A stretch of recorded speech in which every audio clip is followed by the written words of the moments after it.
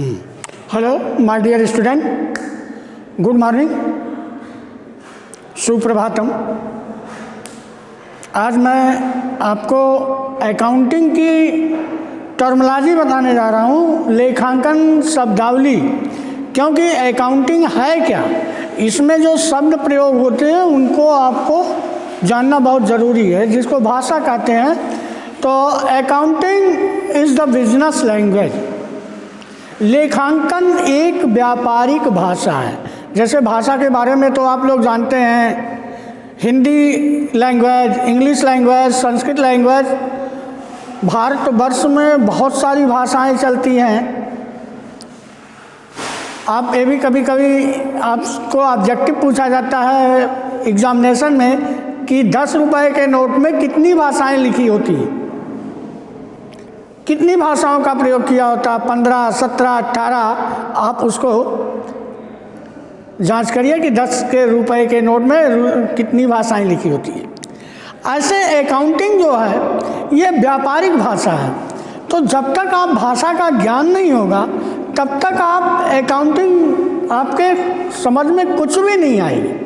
तो सबसे पहले बच्चों को टर्मिनोलॉजी आनी चाहिए, और टर्मिनोलॉजी का मतलब वो आत्मसात होना चाहिए।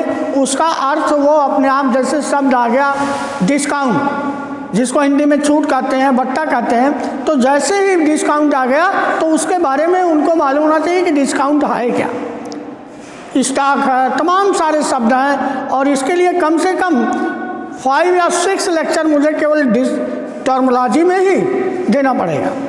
और टर्मिनोलॉजी बेस है। जब आपको शब्दावली मालूम होगी तभी आप अकाउंटिंग की भाषा समझ पाएंगे, तभी उसमें लेखा करना समझ पाएंगे, अदरवाइज इम्पॉसिबल है। तो चलिए, आज जो पहला शब्द आता है इसमें सौदा। अकाउंटिंग में पहली टर्मिनोलॉजी हम व्याख्या कर रहे हैं, सौदा हिंदी में कहते हैं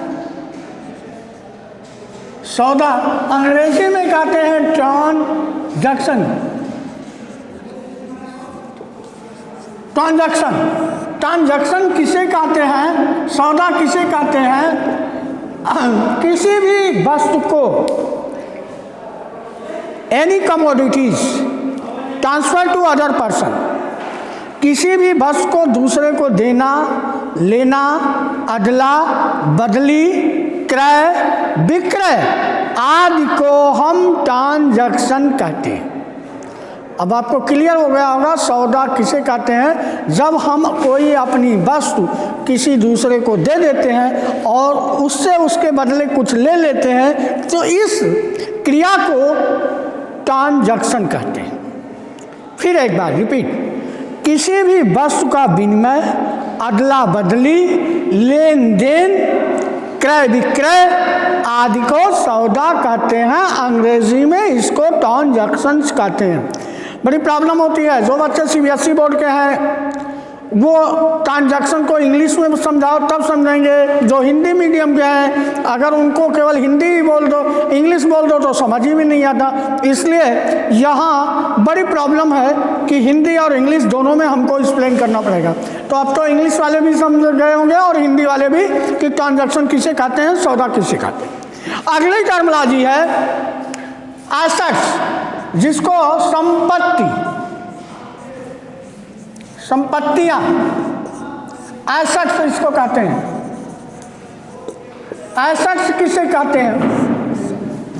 व्यापार में वो वस्तुएं जो अधिक समय तक काम आती हैं, अधिक समय तक प्रयोग की जाती हैं, उनसे लाभ कमाया जाता है, उसे एक सिंपल लैंग्वेज में बता रहा हूँ। बिजनेस में जो वस्तुएं अधिक समय तक प्रयोग की जाती हैं, जिनका अधिक समय तक लाभ मिलता है, उसे हम एसेट्स कहते हैं। अब जैसे like as machine, building, furnitures, cash, चाहे वो अस्थाई हो या अस्थाई, वो संपत्तियां कहलाती हैं। एसेट्स कहते हैं इंग्लिश में। एसेट्स कहते हैं वो वस्तुएं जो व्यवहार को बहुत दिनों तक प्रयोग की जाती हैं करने के लिए, उन्हें संपत्ति कहते हैं। इनका लाभ हमें हर साल मिलता रहता है, इसे हम एसेट्स या संपत्तियां कहते हैं। अब इनके प्रकार के बारे में बताएंगे। संपत्तियां कितने प्रकार की होती हैं?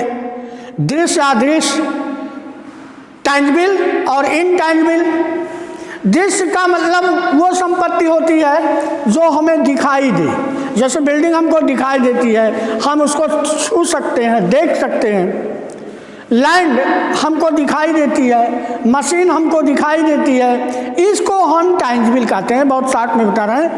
और इनटैंजिबल बहुत सारी एसेट्स ऐसी होती हैं जो हमको दिखाई नहीं देती, जैसे गुडविल, ख्यात। अंग्रेजी में इसे गुडविल कहते हैं और हिंदी में इसे ख्यात कहते हैं। ख्यात के बारे में आगे बहुत कुछ बताएंगे। पेटेंट है, ट्रेडमार्क है, कॉपीराइट्स है, ये अदृश्य संपत्ति है। अब और भी होती हैं दृश्य टैंजिबल में और इनटैंजिबल में भी। टैंजिबल संपत्तियां क्या होती हैं? एक फिक्स होती है, एक करंट होती है। फिक्स्ड एसेट्स में क्या कहा जाता है? जो लंबे समय तक प्रयोग की जाती हैं। और करंट एसेट्स में जो कुछ मामलों में यानी इन सम कंडीशंस जो 3 इयर्स में चेंज हो जाती हैं, उनको हम करंट कहते हैं। लेकिन शेयर एंड डिवेंचर्स के मामले में अब फिर यहाँ टर्मिनोलॉजी आ गई। शेयर किसे कहते हैं, डिवेंचर्स किसे कहते हैं, ये आगे हम बताएंगे। लेकिन शेयर और डिवेंचर के मामले में 12 मंथ ही लिया गया है। 12 मंथ के अंतर्गत इनको ये कन्वर्ट कर ली जाती हैं, तो इन्हें करंट एसेट्स कहते हैं। जैसे कैश है, कैश इन हैंड है, कैश एट बैंक है, ये करंट एसेट। अब ये भी आपको समझ में आ गया होगा कि फिक्स्ड एसेट्स और करंट एसेट्स में क्या अंतर है। फिक्स्ड एसेट्स होती हैं जो 3 साल से अधिक के लिए प्रयोग की जाती हैं, और करंट एसेट्स वो होता है जो 3 साल के अंदर ही उनका प्रयोग होता है। 3 साल के अंदर वो घटती और बढ़ती है। और फिक्स्ड एसेट्स आफ्टर 3 इयर्स, उन्हें हम फिक्स कहते हैं। अब संपत्ति एसेट्स के बाद थर्ड पॉइंट आपका आ गया। थर्ड पॉइंट जो थर्ड टर्मिनोलॉजी है वो आ गया व्यापार, जिसको इसे हिंदी में कहते हैं व्यापार, अंग्रेजी में कहते हैं ट्रेड। ट्रेड की डिफिनेशन, व्यापार की परिभाषा है लाभ कमाने से के उद्देश्य से, लाभ कमाने के उद्देश्य से क्रय विक्रय करना ट्रेड कहलाता है, व्यापार कहलाता है।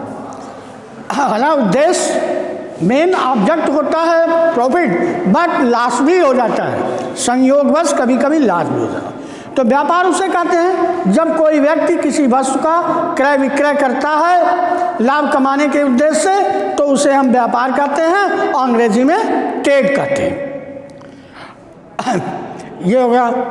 अगला है नंबर 4 पूंजी। अंग्रेजी में इसे कैपिटल कहते हैं। कैपिटल, पूंजी। कैपिटल किसे कहते हैं? व्यापारी व्यापार में जो अपना धन लगाता है, अपना धन लगाता है, चाहे वो धन 2 रूप में होता है, रुपया और माल के रूप में, उसे हम पूंजी कहते हैं। इसका एक समीकरण भी है, कैपिटल बराबर होती है, कैपिटल बराबर equal to assets minus liabilities.